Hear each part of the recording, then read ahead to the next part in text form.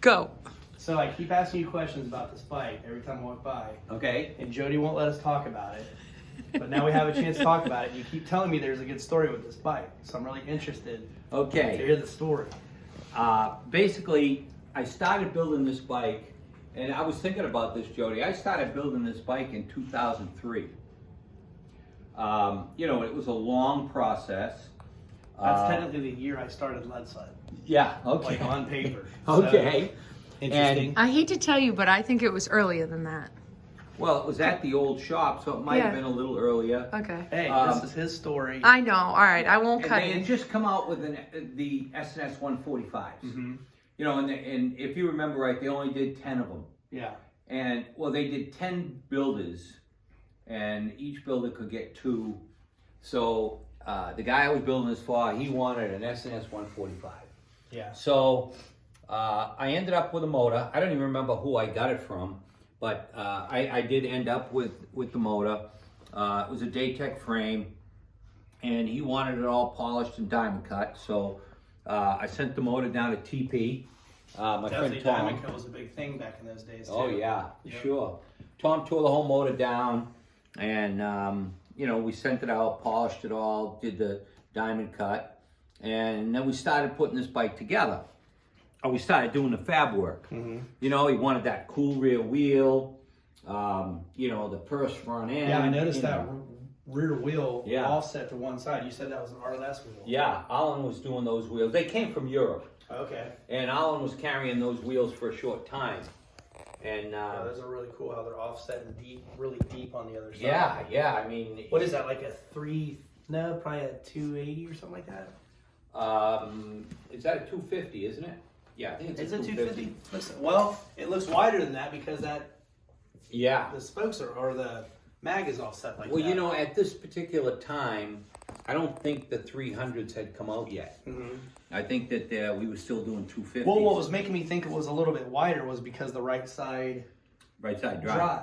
Well, a 250, we used right side drives. Really? Oh, yeah. Because then they Yeah. got to where they was offsetting them and you could offset the Yeah. transmission. If you ran a 250 tire with a left side drive, the bike always wanted to fall to that Off-balance a little side. bit. Okay. Yeah. So anyways, we started building this bike. The guy that I built it for, really good guy. He was a local guy, a businessman. He owned 2 businesses, and the money was never a problem. I'd do X amount of work, and he'd bring me over 10 grand or whatever. So we got to the point where the bike we were closing in on finishing it. Mm-hmm. And the guy that I was building it for was not as available anymore. Yeah. And now he had already paid me 90% of the bill. He didn't owe me a whole lot. And next thing you know, we get it done.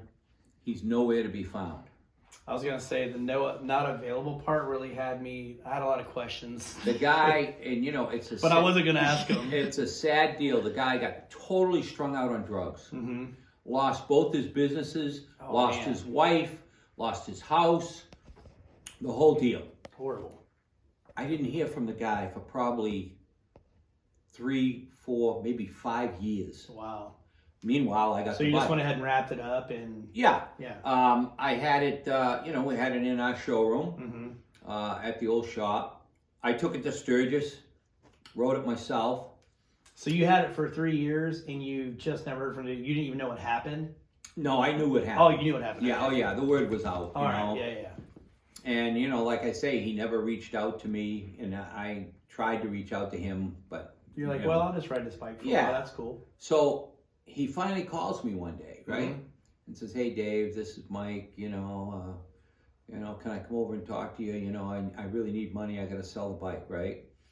So he comes over, and I says, "How you doing?" Well, and I says, "Well, Mike, you still owe me. You owed me like 15 grand." Mm-hmm.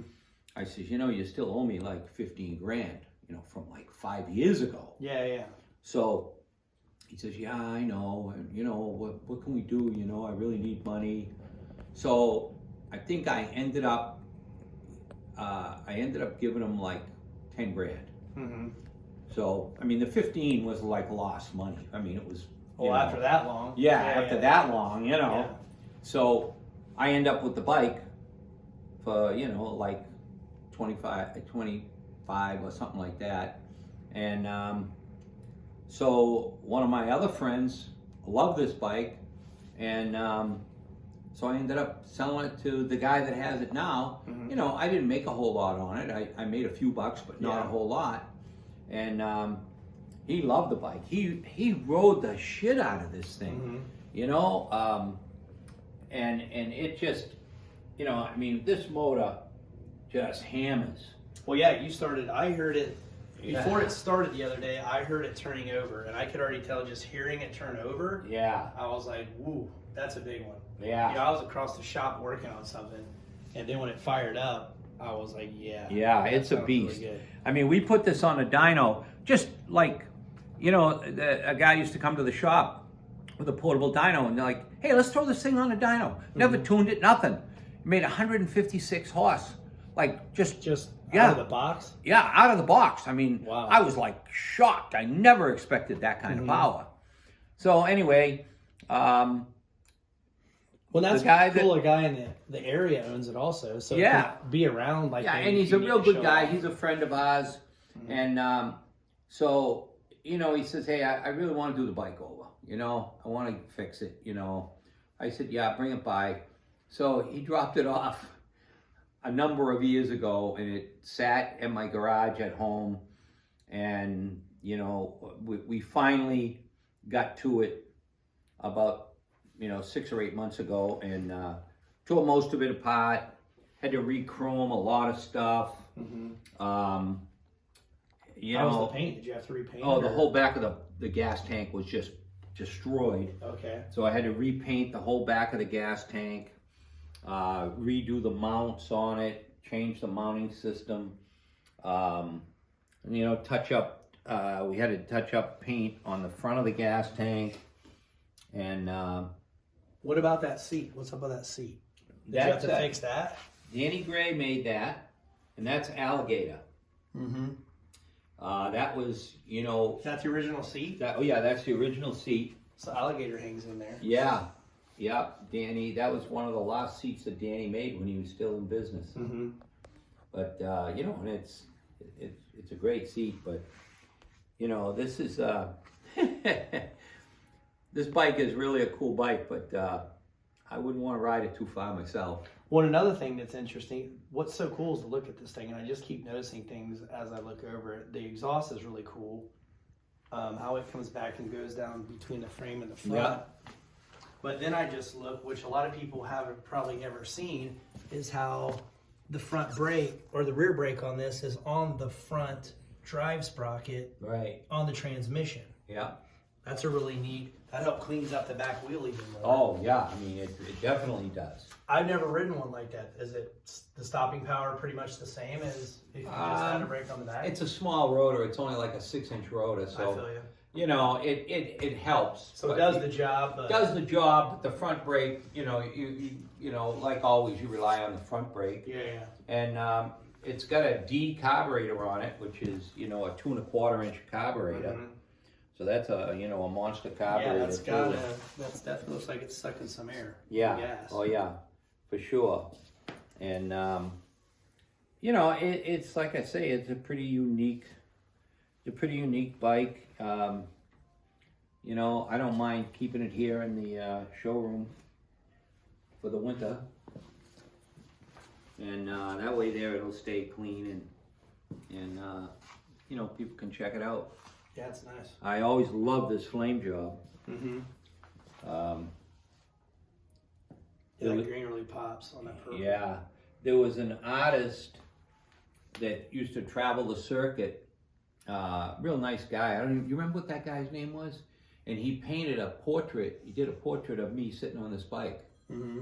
And actually, he gave me the original. But it was pretty cool. So this bike it's been in a few different magazines, a few books. Yeah. So Is there any on the wall here of it? no, Okay. No, because I only put covers and it wasn't on a cover. All right. Out of the Chopper or one of those. There was a couple of different coffee table books that this bike was in. But yeah, I'm glad to have it back and finished and running. Well, cool. Well, thanks for telling us about it. Okay.